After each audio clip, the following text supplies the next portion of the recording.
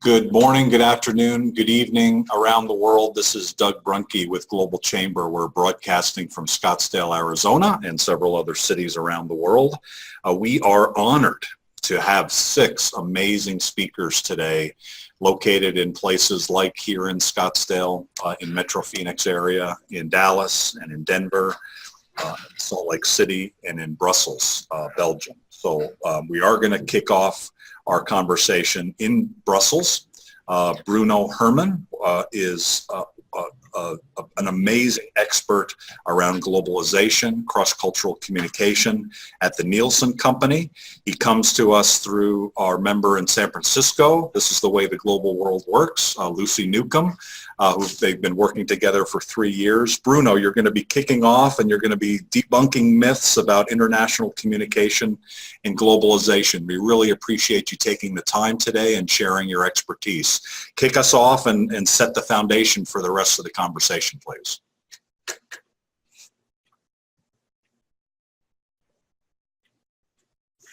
Can you hear me? All right. Well, thank you very much, Doug, for the invitation again. Thanks to Lucy, indeed. The world is all connected today. That's great.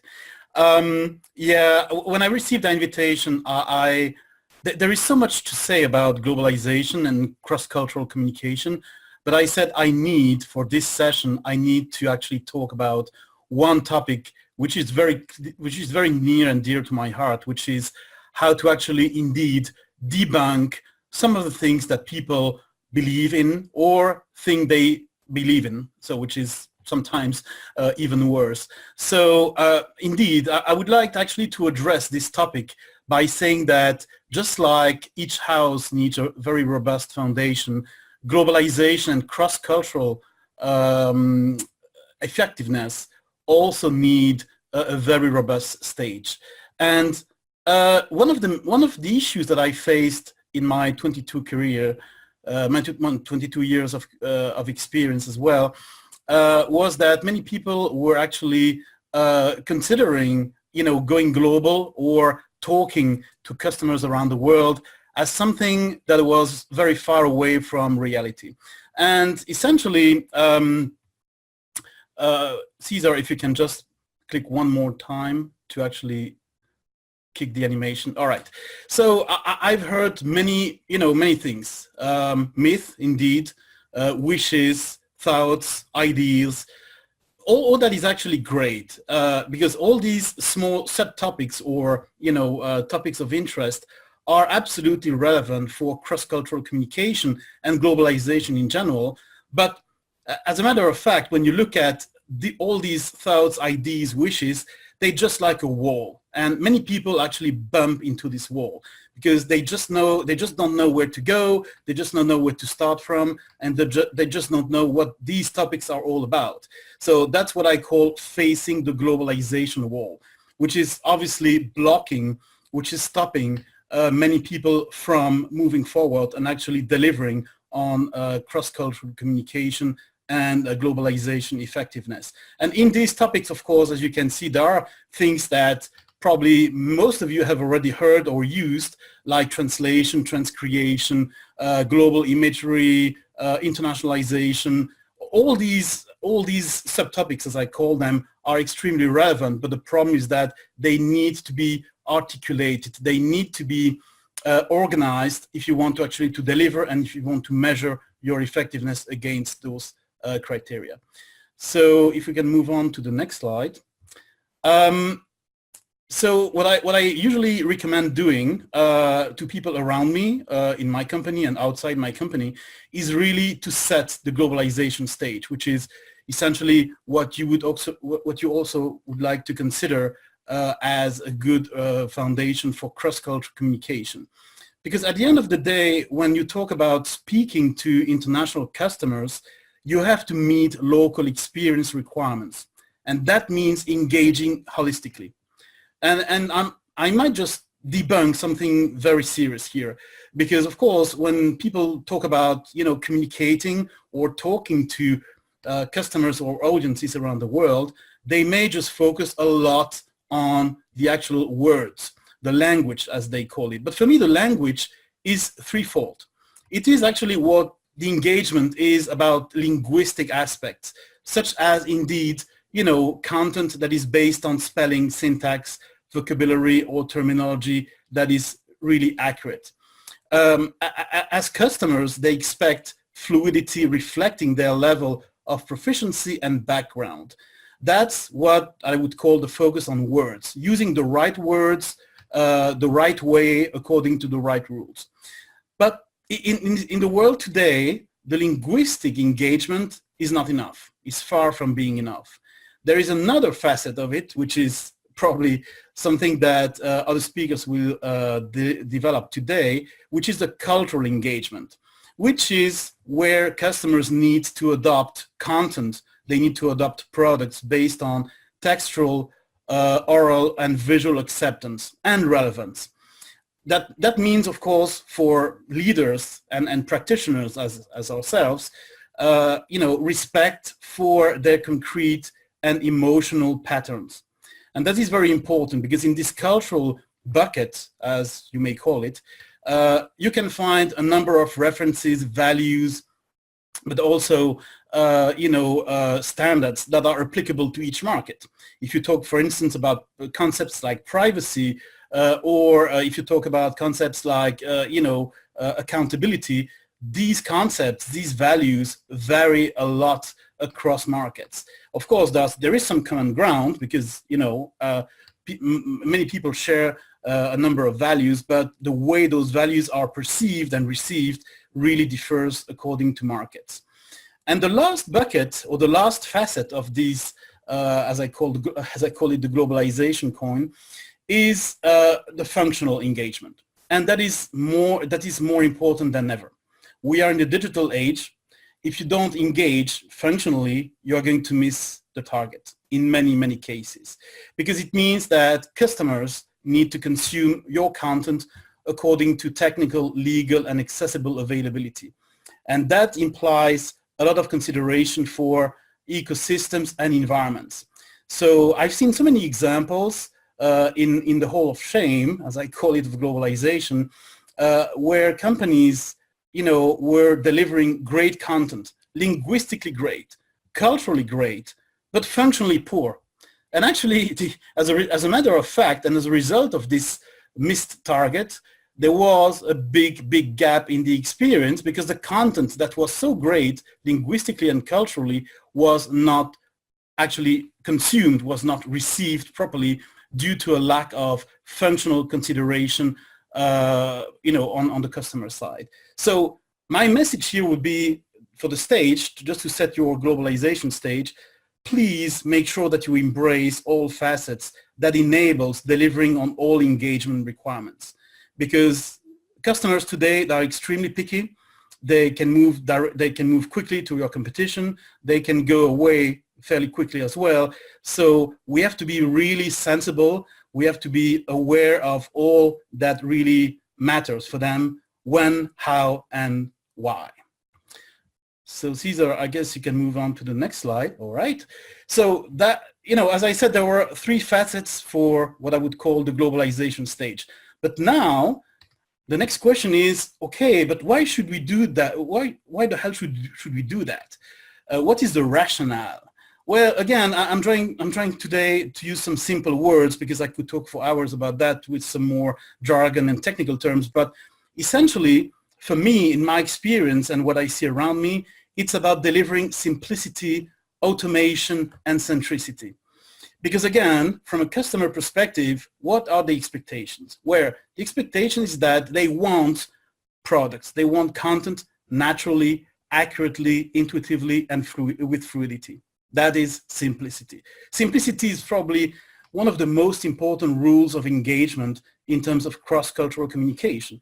Everything that is complex, complicated, is likely to fail or is likely to be poorly received.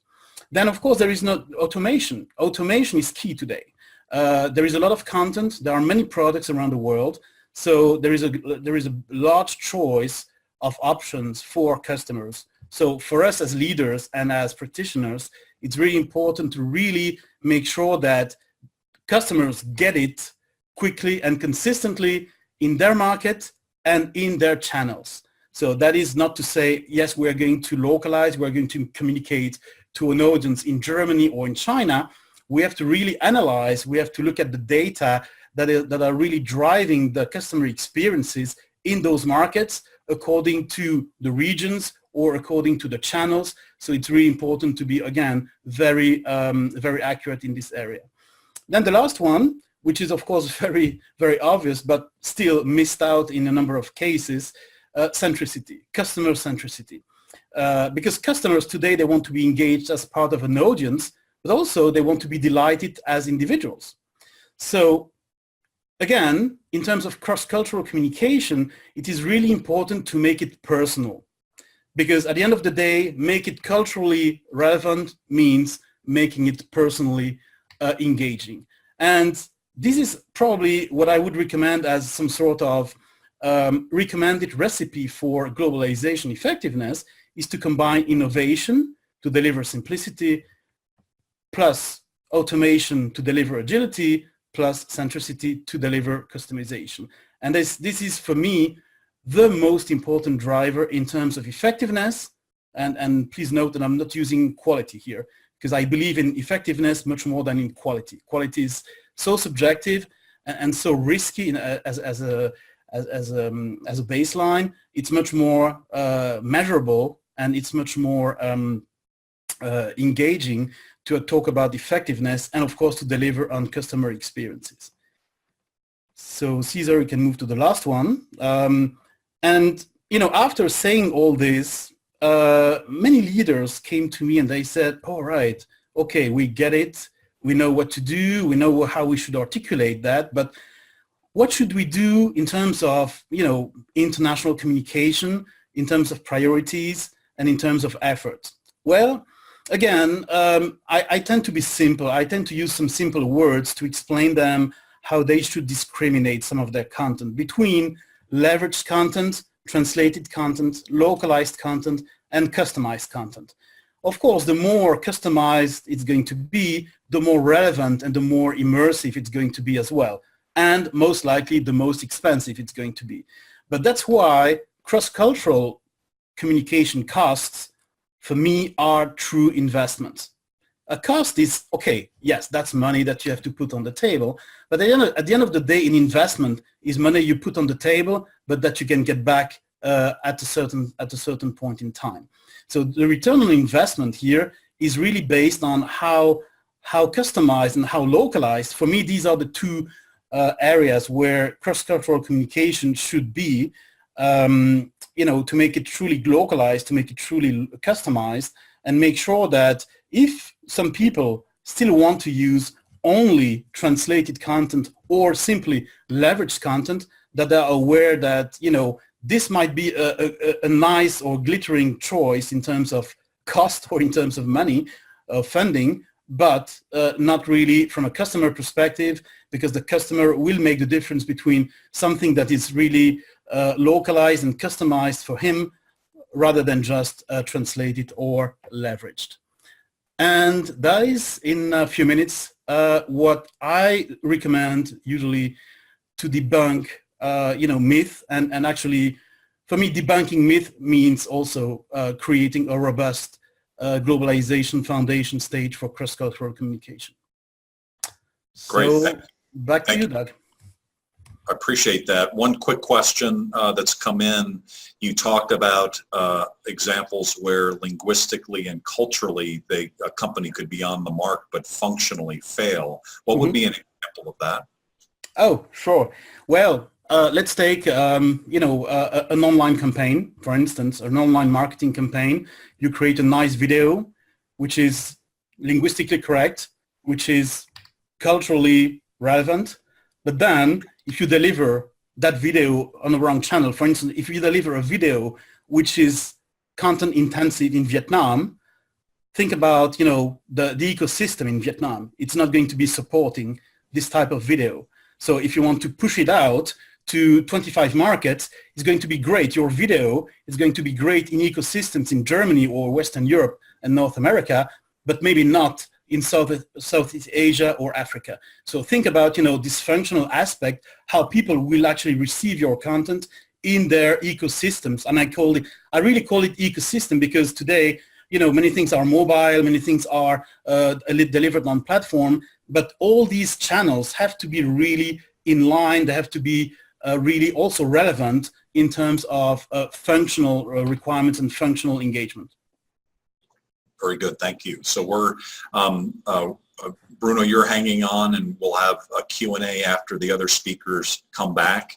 And those of you who are watching, please insert your questions, and we'll handle them both along the way and after everyone is finished. We'd now like to switch from Brussels out to Salt Lake City, where it's the office of inWhatLanguage, Global Chamber, Salt Lake City, Meher Ayesh. She is hosting and working with Cyle Adair there of inWhatLanguage. Cyle, you're going to be talking about technology in today's global communications.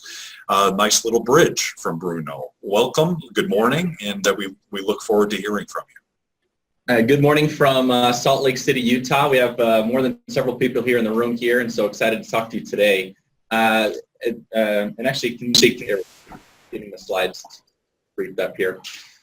Just want to echo, Bruno did a fantastic job of talking particularly about getting your bang for the buck when it comes to, in a sense, translation, and just very much appreciated. I definitely am in line with what Bruno was saying. I'm going to be talking a little bit about technology. A lot of people today say, hey, what technology is out there so we can communicate effectively on the global level? So let's go to the next slide. Just a little introduction. Oh, you want one more ahead? Just a little introduction about myself. So my name's Cyle, and I've kind of been around the world a little bit. Lived over in Japan for 3 years, Argentina for 2 years. I was in the military and was over in Iraq for 2 deployments as well, so almost 2 years there. So I've been able to kind of see the world a little bit through a different lens of actually living in those locations and being in those locations, which I feel like makes me a little bit more of a global person, which has driven my passion to be with the company that I'm with today, which is inWhatLanguage. We're a language translation, localization, and technology company. And a lot of people say, well, hey, what do you mean by technology? Is it all sorts of Google? Is it just different computer software? What is the technology? And so the first question I want to kind of open up with is, what is your global communication? What does that look like today? And what does it look like for you? Is it something over on the left-hand side where 1990 or hopefully not 1980, but 1995 called back and said, hey, we want our technology? Or is it a little something more on the right-hand side where you're leveraging and using the most powerful technology that's out there to help you communicate globally? And so to kind of start out with that, let's go ahead and we'll move to the next slide here. The question that I always get asked is, what is better? Is it a human or is it a machine? What's better? And a lot of people go, well, hey, what about, there's all sorts of artificial intelligence, there's artificial learning, there's all these different things that are going out there. Is it really making it better? So I want to jump into specifically kind of the 3 areas of communication that most people use. Thank you, Bruno. And it's looking at, the very first thing is interpretation. And just kind of a recap, and if I'm saying these things everybody knows, a lot of people use these words, translation, interpretation, simultaneously. They're different. Interpretation is the spoken word when you're speaking about something. Like right now, someone could be interpreting my conversation or my presentation at this time. And so if we look at on the machine side of what the technology is out there, I put a picture of one of the newest things that's coming out, Pixel 2, and you might have heard of this already, but Pixel 2 is coming out with interpretation into 40 different languages. Pixel 2 is their new Google phone. And how it works is very similar to how other interpretation, machine interpretation. What happens is you can speak into that's a little headset, the headphones that they have there, or into the phone itself. You can speak into it. What it will do, it will dictate down your message or what you're saying. It will use a machine to translate that. Then the machine will then use a machine voice to dictate that machine translation back to you. And like I just said, I went through many different steps to kind of get there. That's basically what it's doing. When it comes to, and the Pixel 2 is new and out there, and I haven't been able to test it yet, but there's other systems that are out there.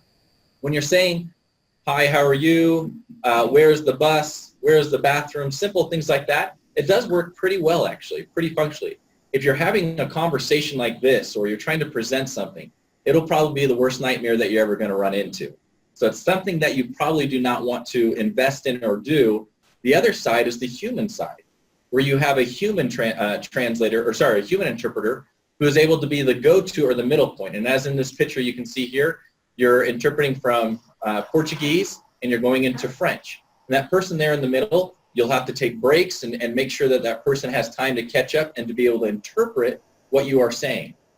And so the human side, you're going to be more accurate. It's not waiting on machine, which can take very long at the same time, or very inaccurately as well.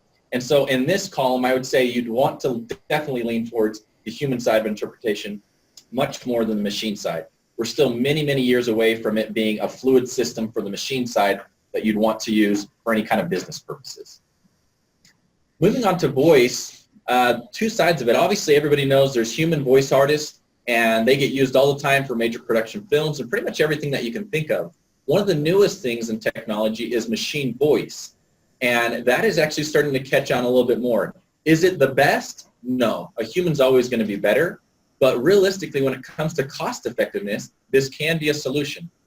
At inWhatLanguage, roughly about 20% of our clients are using machine voices for some of their recordings that they need, whether that be e-learning videos, whether it be a short little video that they're doing. And to give you a sample, just to show you, in a sense, how far it's come along, I think a lot of people think of the old robotic voices that we heard in the late 1990s and going, man, this is not what someone would want to listen to or communicate in. So would you, Cesar, would you be able to click on that and just listen for the next 10 to 15 minutes here? This is un paso a lo que Office 365 realmente es, y cómo debemos firmar en él. Office 365 permite a un usuario acceder a muchas de las herramientas y características de Office en línea, lo que significa que puede tener un documento de Word, y puede abrirlo en la aplicación. Perfect. Does anybody speak Spanish here, by the way? How was that? Oh, good. That's pretty good. Yeah, I'm getting most people here in the room saying kind of a thumbs up. I speak Spanish fluently. Like I mentioned, I lived down in Argentina. That's probably one of the best machine voices that is out there. That's into a Latin American Spanish. And there's other voices that we have. There's over 8 languages and 16 voices that we have for that. Some male, some female. It just depends.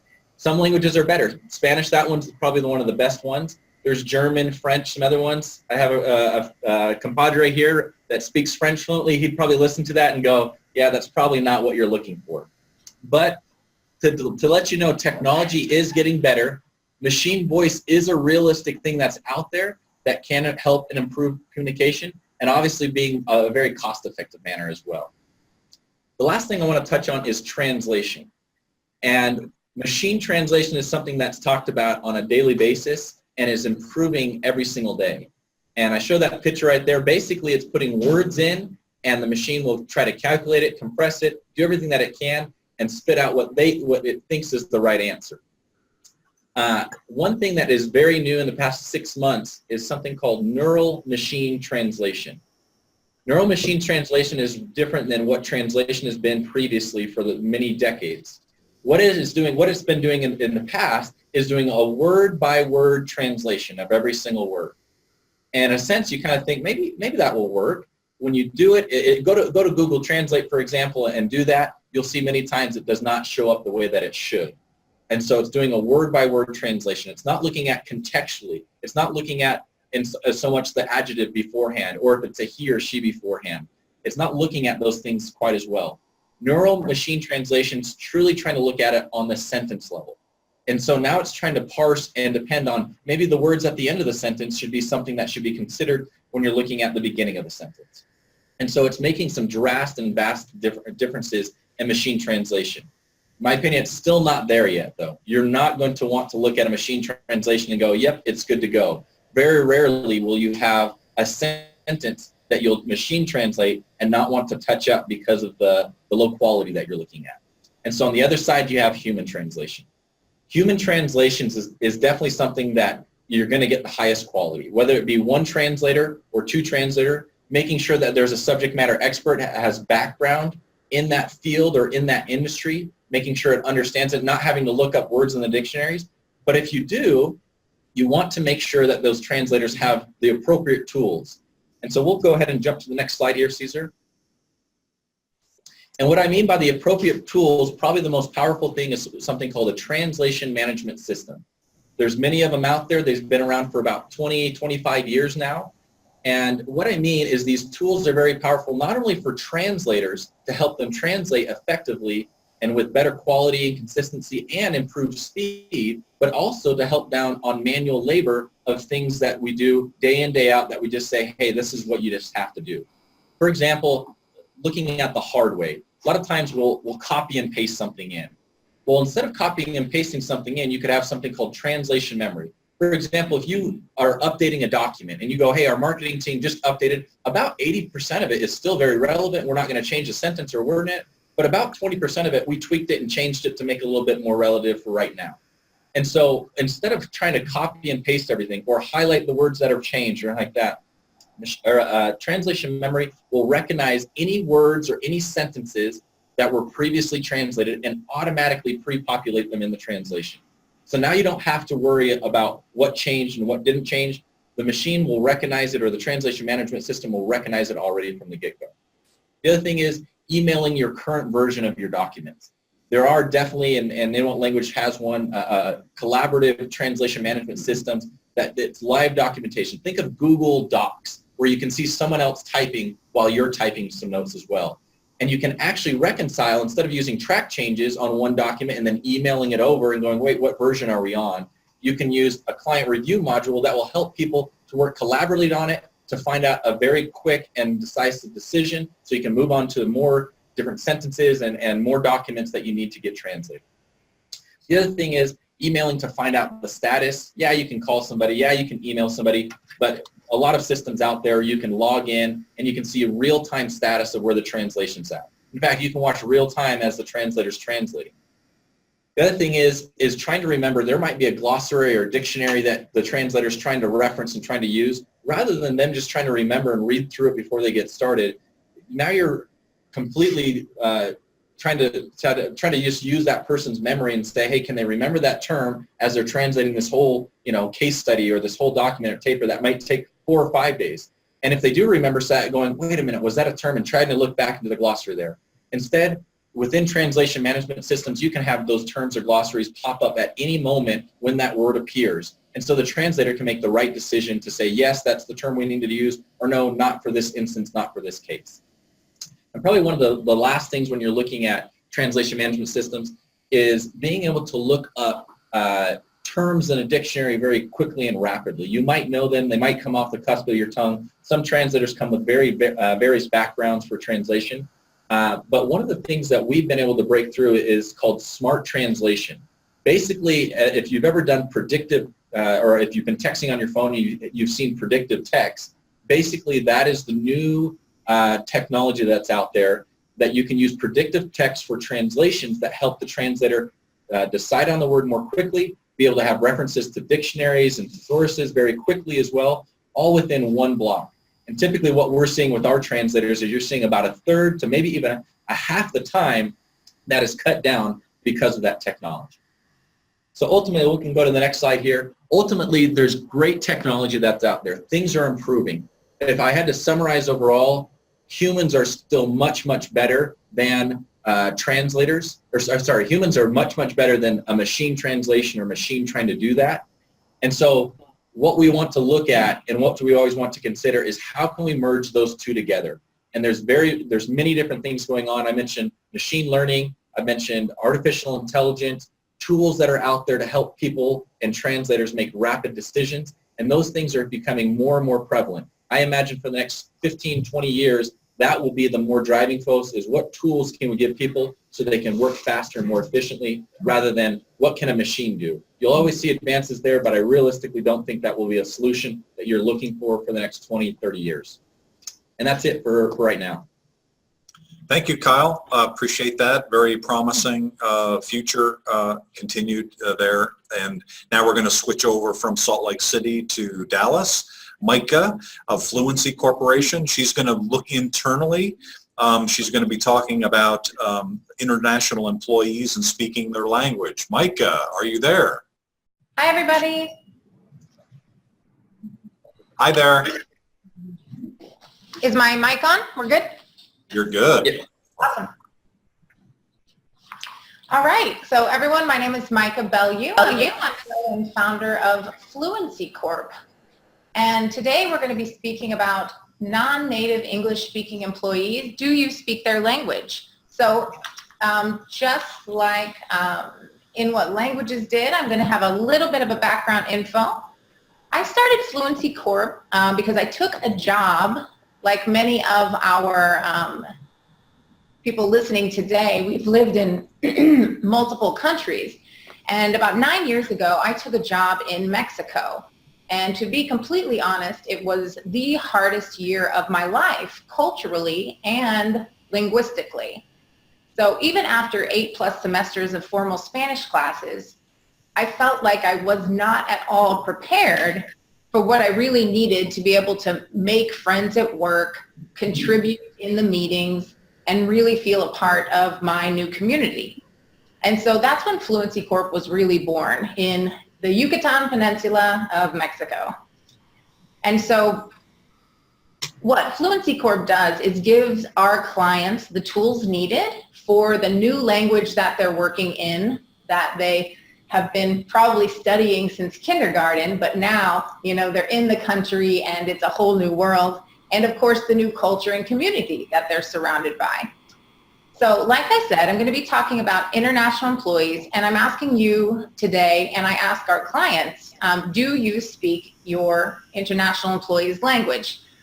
So our clients could be me moving to Mexico and getting the support that I need there for Spanish and the Mexican culture, or we have a lot of clients that are engineers from Spain and they've taken a job in the USA. So anyone who is having to work in their non-native language.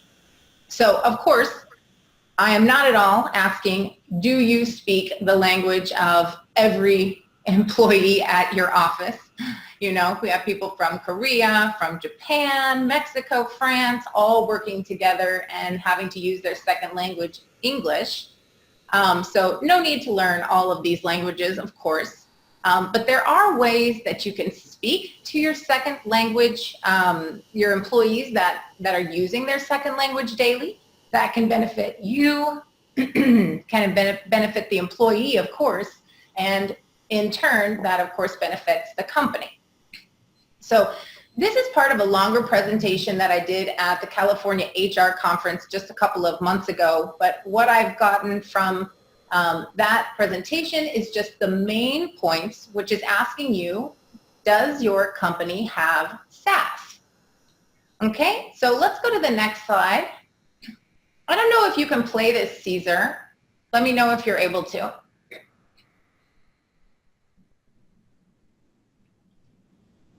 Totally okay if you can't. If you guys can see, this is from, I think, maybe the 80s or the 90s. This was the FedEx commercial, and this guy in the commercial was, at the time, the fastest speaking man alive. He had like the Guinness Book of World Records. He was like, da, da, da, da, da, da. So the first thing that I want to ask you guys about is, does your company have SAS? Is the first S in that is slowing it down. Now you might say, of course, if you're speaking to someone who it's not their first language, of course I'm going to slow it down. But I cannot tell you how many times in Mexico I said to somebody, can you slow it down? And to me, they then continued at the exact same speed as before. And I would say again, can you slow it down? And once again, it would be the exact same speed. So it's very, very important to keep this in mind when you're talking to someone who is having to work in their second language. So even though you think you're slowing it down, remember you're probably not for someone who's working in their second language. So if you can slow it down to about 10 to 20%, it's going to make a world of difference. Remember, English or Spanish or French, whatever the language, isn't their first language. And so they need more time to process what they hear in order to make sense of it. And I like to use the metaphor. I'm the kind of person that on my computer, I have like 30 tabs open at all time. And then I'm frustrated saying, why isn't it processing quickly? You know, so if we're giving somebody the native speed of speaking to them in a very, very native speed, it's going to be very hard for them to process that. So the faster you talk, the harder it is for them to process. And I really can't emphasize that enough to slow it down. So the next letter in SAS stands for ask. I'll give you a second to read this little comic.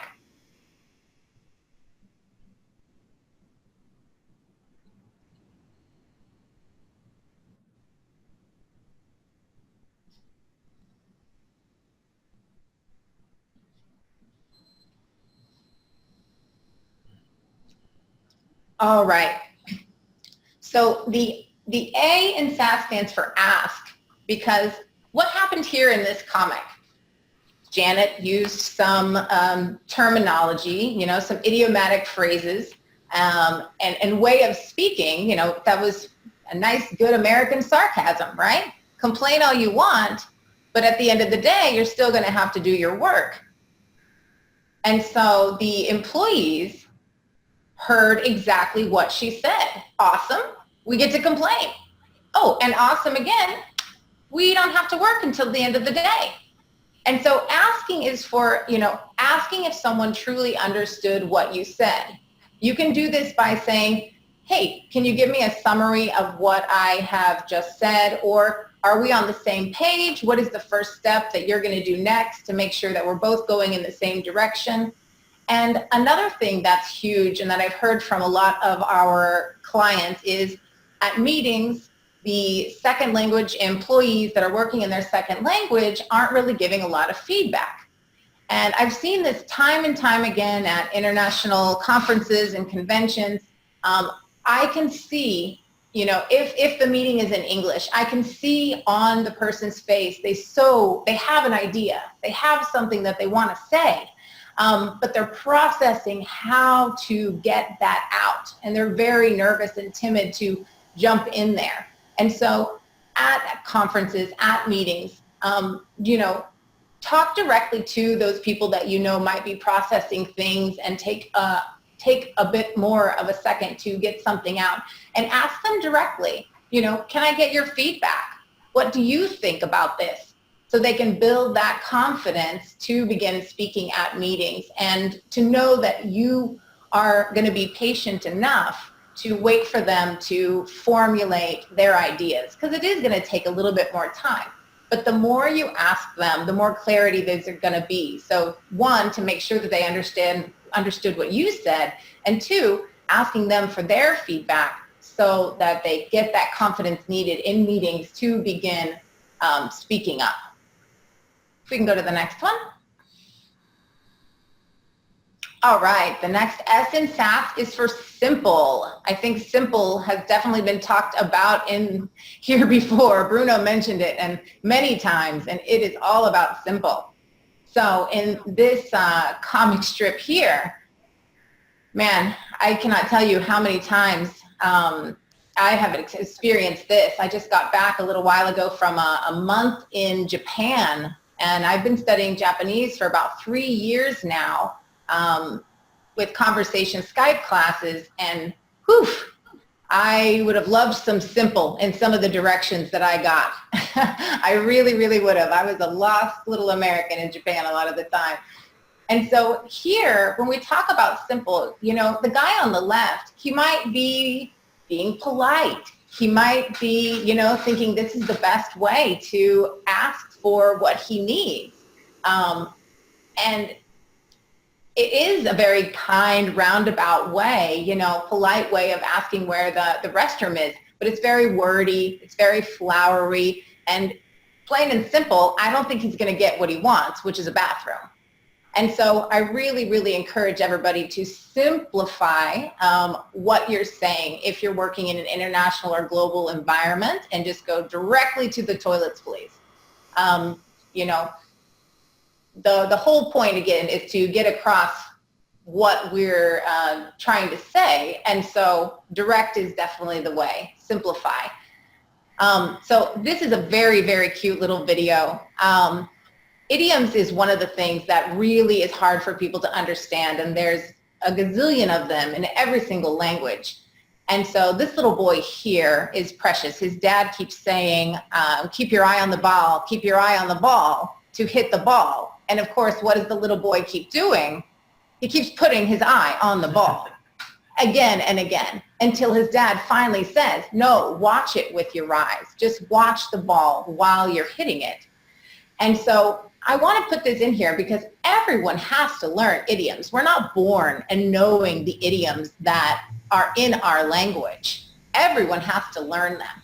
And so there's a way that you can still use the beautiful idioms from your language, but also simplifying them as well and recognizing that you're using them. And when you do use them, try to use that more direct language as well that you know is going to get your point across. Because if the person across from you doesn't understand what you're saying, what was the point?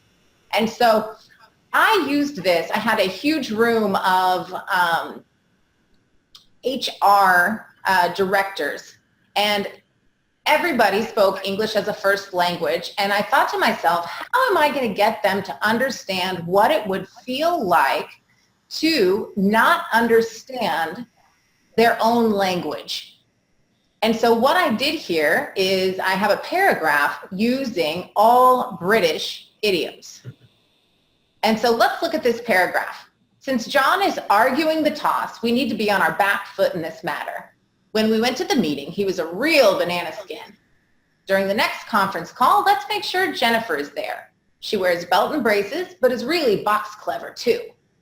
So if your boss says to you at a meeting and then turned to you and said, what do you think? What in the world would you have as a response? Half of this is idioms that you've never seen before, and you're just pretty sure you really don't know what it means. And so imagine if that's how you felt in a meeting every single day. Now the funny thing is, at the HR conference I went to, there was a British guy in the audience, and he was like, I know, and I was like, shh, you were supposed to all be American. And so translate what you're saying idiom-wise into Globish English. So instead of that previous paragraph, think about what the words really mean and be direct. So instead of that previous paragraph, you should say, since John doesn't really approve, we need to be ready to defend this project. When we went to the meeting, he was being difficult. During the next conference call, let's make sure Jennifer's there. She's cautious, but really smart. This is very direct, common language that everyone can understand. Next slide. Hey there, Micah. We're going to have to keep moving. Maybe we could, Sure. can we circle back maybe on this information and make this available to everybody? I'm so sorry. We're kind of went a little bit over on that. So we want to just make sure that everybody gets a chance to speak and that we have a chance for Q&A. So I'd like to make sure that everybody recognizes that we'll make these slides available for everybody. And then Micah, of course, will be available for Q&A as well. We do have some questions coming in, and we'll circle back on those. Just like to remind our speakers about 7 minutes each, and then we're going to have the Q&A. We'd like to now go from Dallas to Denver, and Pilar Camargo of Mile High Multilingual Services. She'll be talking about bilingual versus professional linguists. In terms of, I think what you're going to be talking about, Pilar, is the kind of the contrast and how maybe recommendations for companies and how they should proceed. Good morning, everyone from Denver. Thank you for inviting me. I'm really excited to be talking about this important topic, and I'm really excited to be talking to professionals in this field. It is really hard. I feel that the linguistic field is very hard to explain when you have not been, when you don't have the knowledge, and you feel that just by speaking different language you are able to communicate. Yes, we are able to communicate. But when we are talking about global business, and we're talking about clients, and we're talking about the people that we are providing services, we need to be careful when the people and the way how we are communicating. I was just listening to every single speaker, and I was fascinated to hear the experience they have, and a lot of the things they mentioned, that's what we deal in a daily basis. So the difference between really quick, the difference between being bilingual and being a professional interpreter, as you have mentioned before. So bilingual, well, someone that is able to speak nearly 2 languages. Thank you. So we equal a fluency. Someone that probably has been born in a bilingual culture, with bilingual background. Now, and I'm glad that you, one of the presenters already talked about the difference between interpreter and translator. Really quick, I'm going to remind you about the difference. The interpreter, those that render the spoken language; translators, those that render the written message.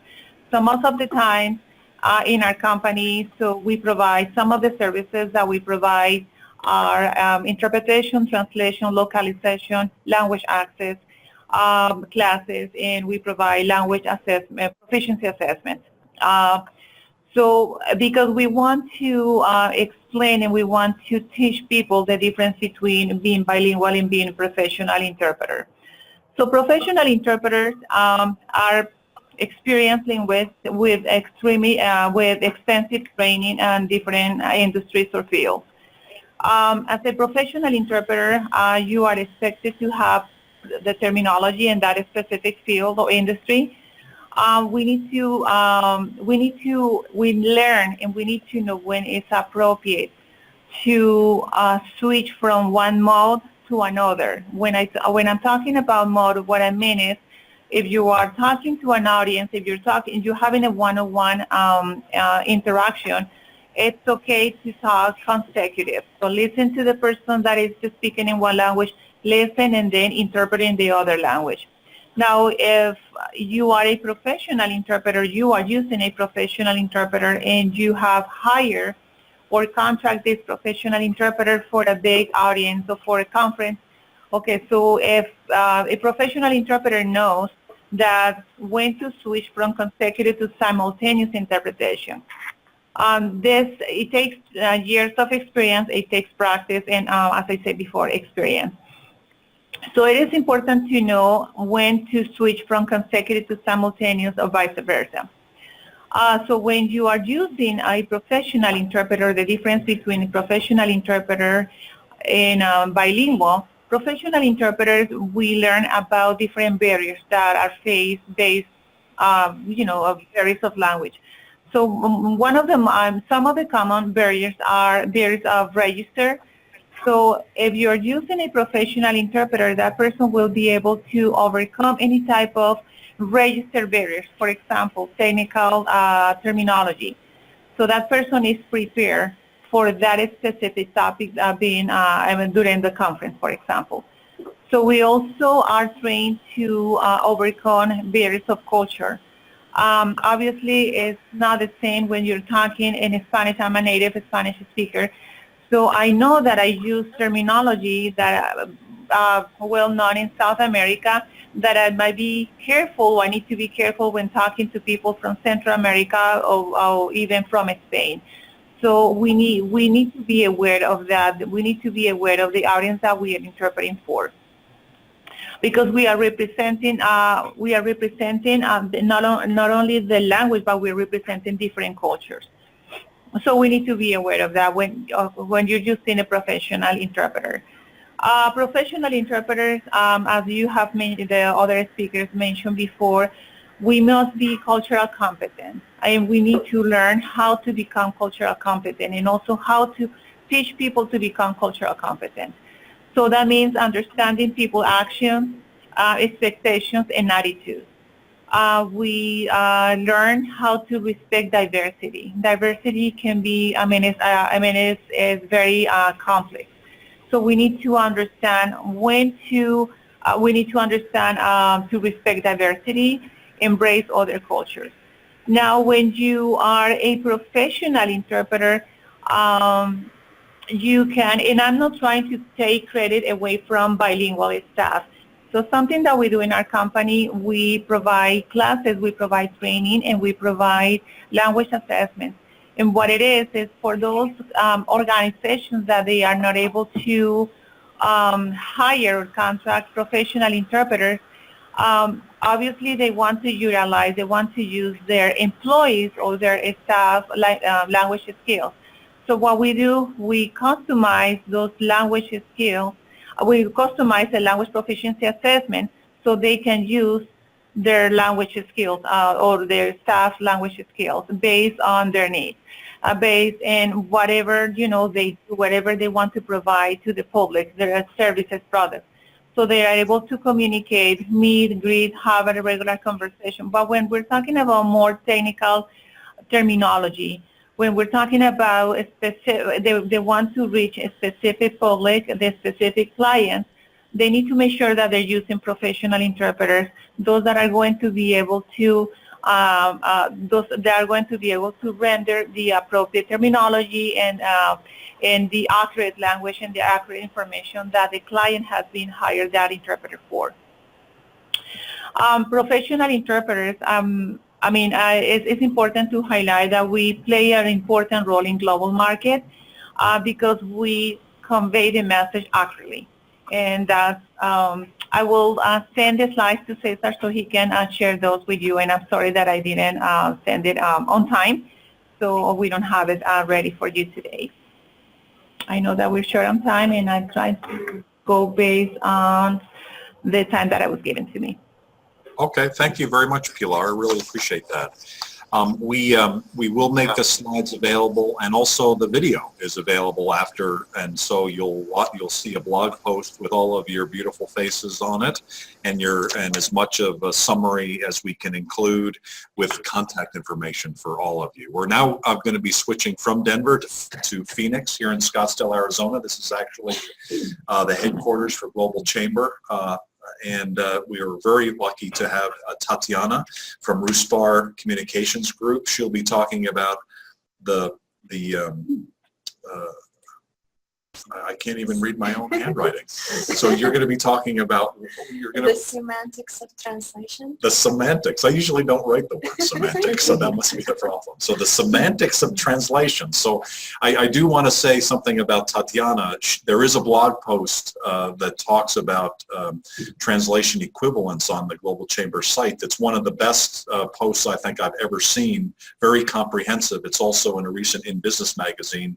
If you definitely, if this is an area of interest for you, you should read that, one or the other. It's really outstanding and very knowledgeable about the area of translation, and she's going to today be talking about the semantics of it. So Tatiana, please take over. Thank you, Doug. Good morning, everyone. Yes, the topic of my presentation is the semantics of translation. I believe that understanding the semantics of translation is important for anyone using translation services for intercultural communication. Communication is fundamental in business because business is a collaborative activity. The way you interact with your employees, customers, and partners can define your success or your failure. We want our messages to be clear, relevant, and most importantly, understood and acted upon. According to Robert G. Allen, the most influential investment advisor and author of several best-selling books on finance, regarding the purpose of communication, words transform. We should speak only with a good purpose, say only things that serve you and others, choose our words wisely. We assign meaning to everything we say and write, as well as see, hear, feel, and listen, just as our listeners and readers. Semantics is a branch of linguistics that studies meaning. Without meaning, the words we use are just sounds. The purpose of the translation is to relay the meaning of words in a foreign language. We at Raspin Communications Group understand that this is a very human endeavor. In order to succeed in this human endeavor, one should realize that every word has both a denotative meaning and a connotative meaning. The denotative meaning is the literal meaning. A connotative meaning is the implied meaning. Both can have either positive or negative associations, and sometimes the difference can be obvious. Oftentimes, it can be quite subtle, though very significant. In business, we try to be unusual. Caesar, could you please go to the next slide? Here we have two different activities, both of which are unusual. One, however, is extraordinary to Olympian proportions. The other, while also extraordinary, might strike many as simply bizarre. Cross-cultural communication requires expert parallel constructions, not one meaning precariously perched atop the other, akin to a drunken bar trick. Another example would be if you said to one of your subordinates, well, that certainly was fast work. Could we go to the next slide, please? The denotative meaning of the word fast is clear. It means that the work was done quickly. However, the connotative meaning might not be clear. It could mean that the work was done shoddily. This example certainly requires context. However, the situational context might not be enough. As a subordinate having completed the work, you still might not know whether your boss is praising you or criticizing you. These types of misunderstandings can occur even within one culture and one language. Imagine how easily this might happen when bridging cultures. We use layers upon layers of meaning every time we speak. Every sound we make, every grammatical construction we use, the word choice, the word order, the sentence structure, all of it has meaning. And the meaning is affected by our values, by our worldview, by our thinking patterns, etc. The task of the translator is to grasp this meaning and to make it meaningful to representatives of another culture. The language we use did not form itself today. It has developed over centuries and is part of our culture. Our words do not reflect an object or an event. They reflect how we see that object through a perspective of the worldview which exists in our consciousness and is determined by our culture. The person's consciousness is formed under the influence of his own experience as well as enculturation, during which we master the experience of previous generations. The path from a real world to a concept to the expression of this concept in language is different for different peoples. A 2012 global survey conducted by EF Education First showed that 51% of respondents considered differences in cultures to be the most likely cause of the greatest misunderstanding in cross-border communication. I should mention that if you are interested in learning about cultures, you might want to check the following models for understanding cultural differences. These are just some of the ones that I found, and this might not be an exhaustive list. The one that I'd like to briefly touch upon is Edward T. Hall's approach for the organization and identification of cultures. He classifies cultures according to 5 dimensions: high context, low context, power distance, collectivist versus individualist, feminine versus masculine, and uncertainty avoidance. As an example of how one of his dimensions, high context versus low context cultures, can be applied to language, one can speak of the fact that in high context cultures, the emphasis is placed on contextual clues, whereas in low context cultures, the emphasis is placed on the written or spoken word. It is important to remember that the communication is only effective if the recipient gets the exact same message the speaker intended to send.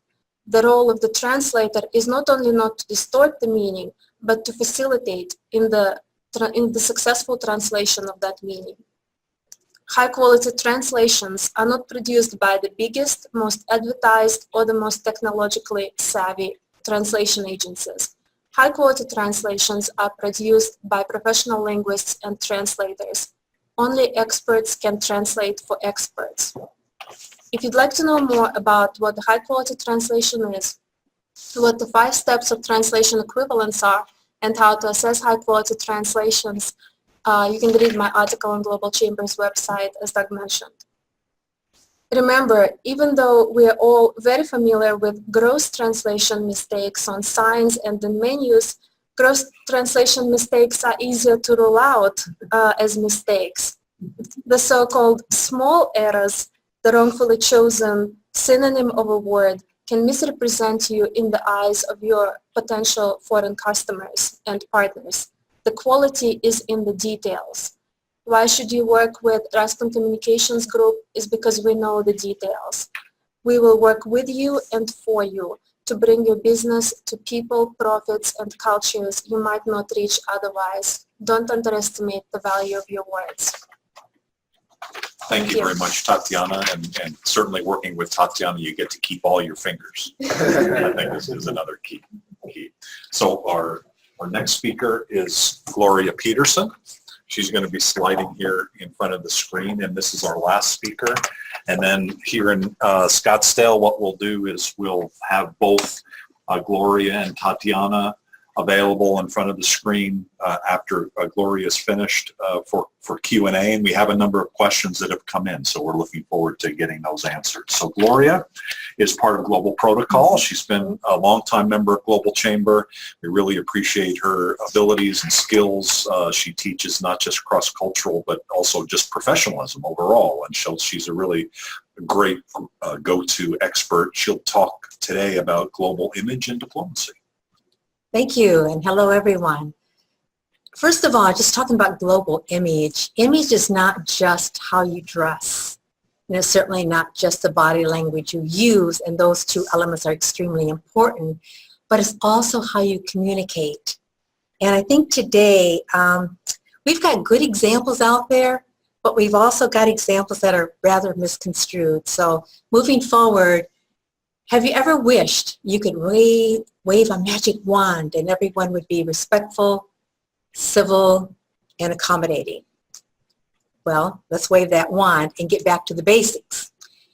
It's more important than ever to deal with people, situation, and one's own behavior with diplomacy, dignity, finesse, tact, and civility.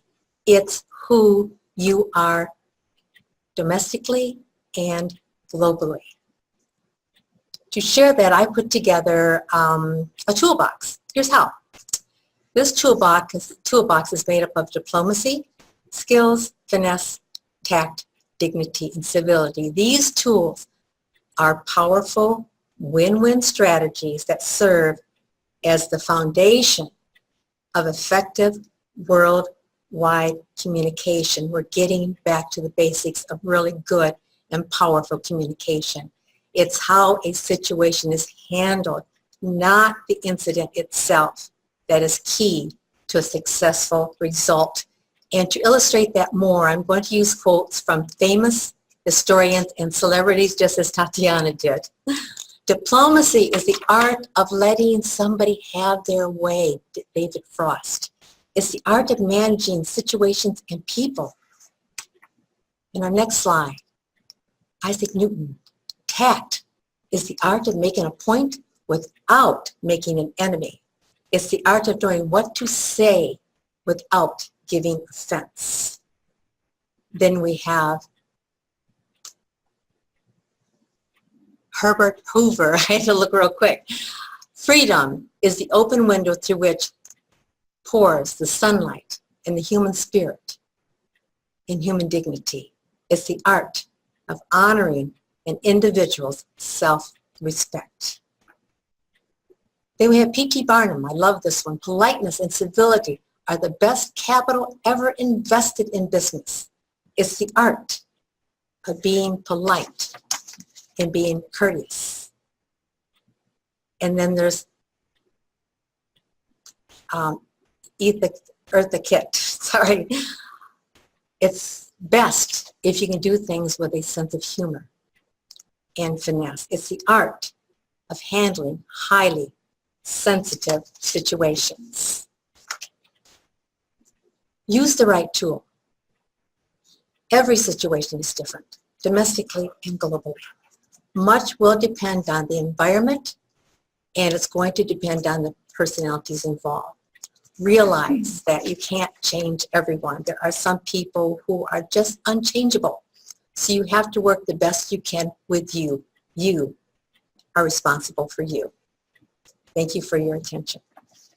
Oh, well, thank you very much, Gloria. Really appreciate it. Tatiana, do you want to slide next to Gloria? Sure. And we now have Q&A. I mean, what's really fantastic about, these really fantastic experts is that what we've heard here is the cross-cultural and sensitivity kind of interaction between human beings here with Gloria, all the way to technology, strategy with Bruno, the technicalities of translation and equivalence. And so there's many different aspects that we're talking about here. So I would like to start with the first question that we've got. And Bruno, you had marked this one to answer, and so certainly anybody else can as well. So the question is, first of all, thank everybody for their presentations. We've had a lot of thank yous from many people from around the world. What measurement evaluation tools, if any, do you use? And that's a question for Bruno. Bruno, is that clear? Yes, it's clear. It should be a long answer, but my short answer will be that we are using actually an analytic module in our translation management system. So as one of the speakers mentioned, having a system which is designed and implemented to manage translation localization activities is not an option for multinational companies, because there is too much content, there are too many stakeholders, too many clients. So having a system in place that has the beauty of actually accelerating the workflows, but also enabling people like me, but a bunch of other people as well, to analyze, to capture and measure the value of effectiveness in localized content, for instance, about accuracy, about memorability, about about consistency. All these criteria can be really measured and should be, in my opinion, should be really measured and integrated in any translation management system. I've used many systems in my life. We are currently using a major one, which is from a company called SDL. And I have to say that these metrics are extremely useful, not only from a strategic perspective, but also from a day-to-day tactical approach. Okay, very good. And if anybody else from around the world is interested in answering these questions, even if I jump ahead, you feel free to come back and answer if we miss you. That question, by the way, was from Kuntal Warwick in San Diego, California. This next question is actually a fellow who's a speaker next week. This time we're doing an event on opportunities in Asia.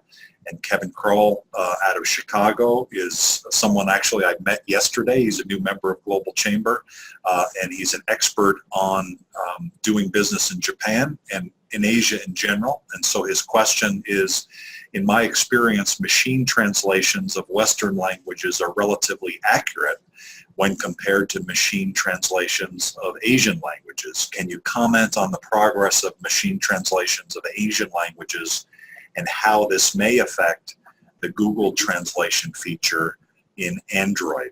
I'm guessing that might be a Cyle Adair question, but Cyle, you want to start and then anybody else answer? Yeah. So it's very true. European Romantic languages, they can translate and relate a little bit better. When you're talking Spanish and German and Italian and English, those and Portuguese, they do translate typically a little bit better because a little bit more of the sentence structure, it all comes from that base language. When you're looking at Asian languages in particular, Korean, Vietnamese, even Arabic, things like that, the machine translation is just not as good. And I think it has to do on several fronts. One, on the technology of it is very difficult for those languages to merge together, and that's where a human really is doing translation and, in a sense, interpreting what is actually being said to make it coherent in the next sentence. And the other thing is, too, I think it's use of using that technology. The more people, for example, Chinese is continuing to get better and better because there's more people in China that have access to that technology and access to have some input and to be able to be in the world due to internet and everything else there. And so it is going to get better faster and more rapidly, in my opinion. But for the most part, yes, those Westerner languages are going to be better, and they will continue to be better for probably some time, more than the Asian languages or Eastern languages. Sounds good. Thank you, Cyle. Can I touch on real quick, Doug, too, about how do you measure translation, in a sense, translation quality? I know Bruno mentioned about that, and I'd like to kind of mention a little bit more. In translation management systems, there are different systems in there where you can, and how to measure it, you really do need, there's certain machine tools that are there to be able to do that, but at the same time, it's just more looking at dictionary or definition things, and so it's trying to just check it in a machine way. It's not really checking it for a human to go, hey, is this a good translation, in our sense, good translation. And so what it really does take is what we call a subject matter expert. Bruno, it sounds like you're a subject matter expert for your organization that can review the translation, and he can be able to mark accordingly to say, is it a preference, meaning the translator used the word sofa, but we'd rather use the word couch. Is it a preference meaning? Or is it what we call a hard error, meaning that word, yes, that's the translation of it for the word, but contextually it doesn't make sense in that sentence. It'd be like using the word there and there, T-H-E-R, or say E-R-E, and T-H-E-I-R,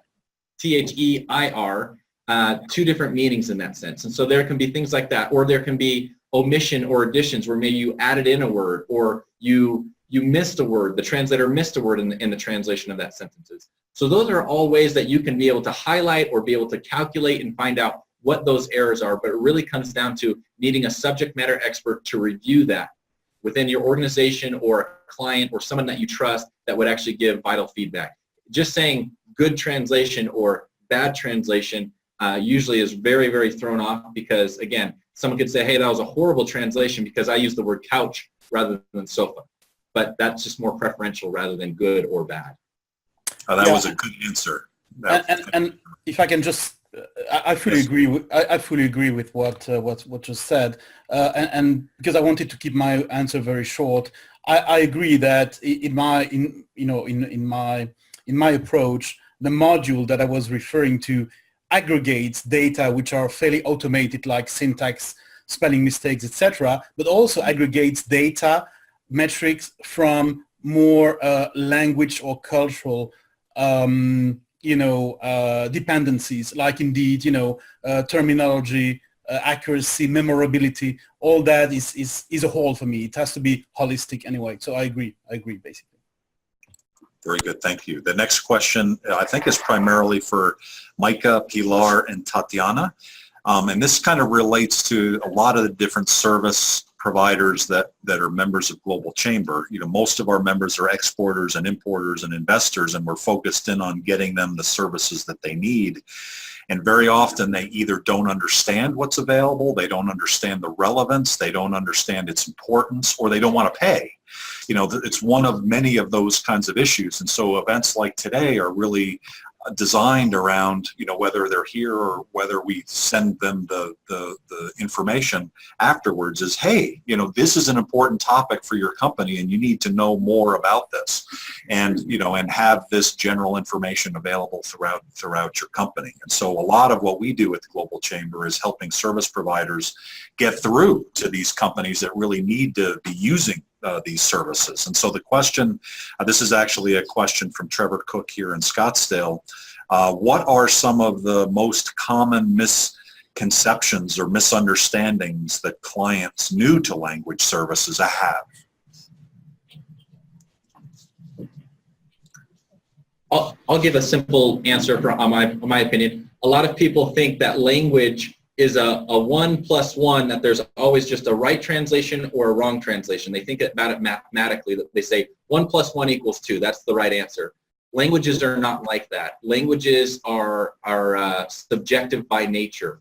And so there's, that's one thing, people just think it's very simple, like, hey, here, just translate it. But that's not always going to be right. There's certain tone or style that you might want, or when you're reviewing it, or whoever your subject matter expert is going to review it, that they're going to want. And those are all preferential things. Those can be learned, but again, it just can't be, handed to somebody and say, hey, just translate this real quick and it should be good. It doesn't work out that there's so many more very small things and details that you have to look at to understand, to be able to translate better or more correctly. Okay. And I think that's in general, international banking is international banking. Marketing is marketing, right? So there are many in the world that take a simplistic view. And unfortunately, sometimes the budget for things like your own services are determined by a CFO or somebody who's like out of the circle, right? In terms of, so anyway, not to kind of dwell too much on that. That's a frustration that we all have, and one that we all need to work on to make sure that these companies are more successful. Does anybody else have any more thoughts about some common misconceptions or misunderstandings that you run into? Yeah, definitely. So when I say that we teach languages and we're a language fluency and coaching service, most people say, oh, for people who have just got here and don't know any English. But that's absolutely the opposite. I would say 85% to 90% of our clients are people who have been here 10 to 15 years and still don't feel very confident or very fluent.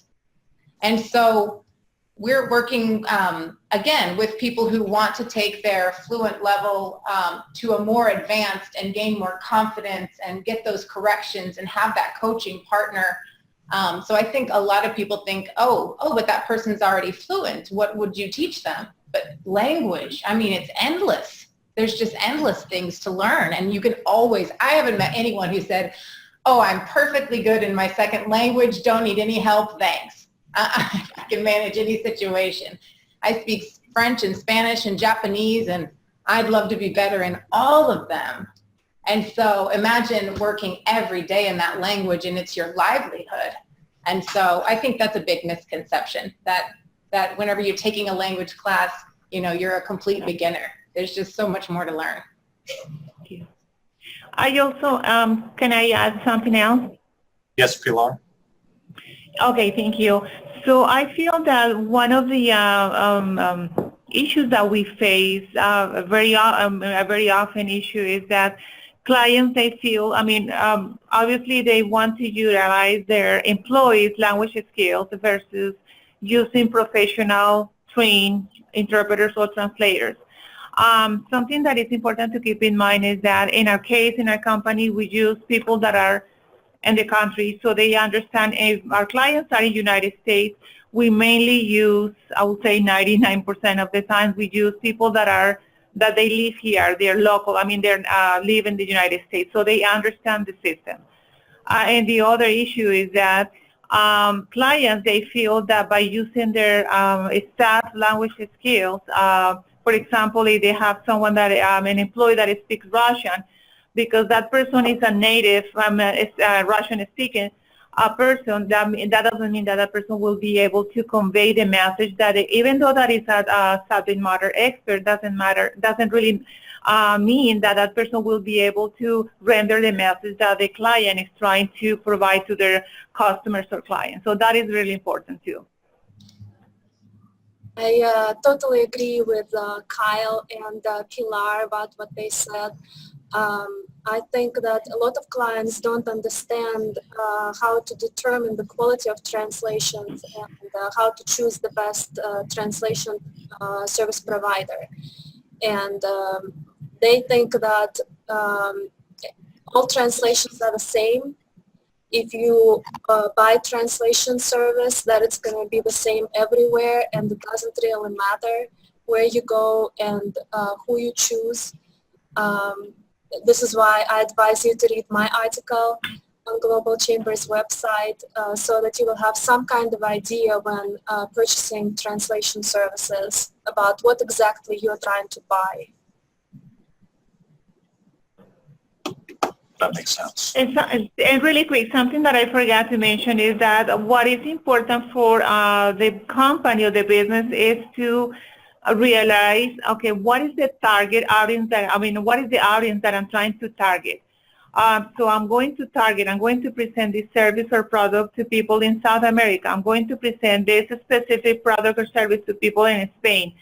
So we need to pay attention to that because it's not the same audience that you are going to present it. We have clients that they say, okay, I needed this document to be translated, but we are focused right now, we are targeting the audience in Mexico. And so we want that if someone is a native Spanish speaking from Mexico. So we have to pay attention, and that's something that we do for our clients. Okay, and that kind of addresses the overall question of what are we trying to accomplish with what we're doing, right? One of the questions, going back to Micah, this is a question, there are actually a couple of questions for you. One was the final S in SAS. So if you could just kind of go through what are the four SAS, number one. Number two is, for you, is it true then that what you do is a little bit different in the sense that you're really working with employees and getting them, up to speed within the company? And I think it sounded like almost everybody else is really more organized toward helping companies into markets. So I'm just throwing that out as just a statement that may or may not be true. Micah, could you answer those two questions? And then, of course, everybody else. Yeah, absolutely. The final S in SAS was for support, and that could either be support from a team member at the company. I had a friend, she said, her fluency is where it's at because every day she had a coworker that she ate lunch with. And so having that support at work, making those friends at work and having a buddy to say, this is where this is what this idiom means. So that support at work is great. Or you could hire a service like Fluency Corp and have someone come in X amount of hours per week and work with that employee one-on-one, get those conversation classes, get up to speed with culture. And again, some people have been here 10 to 15 years, and you'd be surprised how many questions they still have that they just really never felt they had someone to ask. Because your coworkers and your boss isn't necessarily always the person you feel the most comfortable asking in guiding you on that culture and getting those corrections. And what was the second part, Doug? It sounds like you work mainly with employees. Yes, exactly. For example, 6 months ago, we started with Intel in California. They had 4 employees that they really felt like they wished their clarity in expressing their ideas was a little more clear. And so we've been working with each of those employees 3 hours a week for each employee. Working on their writing, working on their pronunciation, working on their confidence in speaking at meetings as well. There's a cultural difference as well, in jumping in and giving feedback at meetings. That might be a big difference. And so we call fluency and culture coaches, really focusing on getting them more comfortable and confident and clarity when speaking at their work. Okay, and so there you're building teamwork, you're getting understanding, you're doing kind of the internal side of it, and then the other things around being successful in this area is communicating a marketing message to a market that may be different and have different needs, right? So there's in both of those cases, there's subtlety, there's nuance, something that Gloria here is very familiar with is above and beyond even just the words, the body language, is important. So in addition to just words, Gloria, right, you've got to, like if you're standing in front of at a board meeting, you're interacting, at a karaoke place afterwards, all of these things are more than just what you actually say and then what get translated, but also how you present yourself. Yeah, you really have to think in terms too when you're working globally, especially with body language, is that the body language that we may use here, a gesture, may not be appropriate in another culture. So you have to be very, very careful which types of gestures you're using. I don't speak Portuguese. But when I was in Brazil, I will tell you, I could not find an English person around every corner. And I relied heavily on body language to communicate. And it was really amazing how much we can communicate through our body language, eye contact, facial expression, the right gesture to kind of let them know what it is you're trying to say, what you need to know. Does anyone else want to step in on body language? Do translators ever get involved with body language? You would think they would, especially like, or maybe an interpretation rather than translation, right? Yes, translators definitely don't get involved. Interpreters might consider this information when interpreting the meeting. Generally, interpreters should be absolutely unbiased. And it is not our role to necessarily interpret it. Like, we try to stay as objective as possible and interpret the words, because the person who is present, for whom we're interpreting, can see the body language of the person whom we're interpreting. So we don't need to repeat the body language necessarily, we need to repeat the words. Okay, what about, and this is more on the marketing and how you're communicating into a market, like take a high-end luxury brand, or, like take automotive Land Rover versus Fiat, where, both of those are two different vehicles. They both have a different way of approaching the market. Fiat would be more peppy and more upbeat and more millennial focused and young person, and the brand that's kind of the higher end one is got a tone of an approach to kind of a haughtiness, if you will, to the way they're presenting. So does that ever get into translation? I don't know. How does the marketing message get involved with translation, I think is what I'm asking. Well, I can chime in, or whoever. Okay, let's Tatiana. In our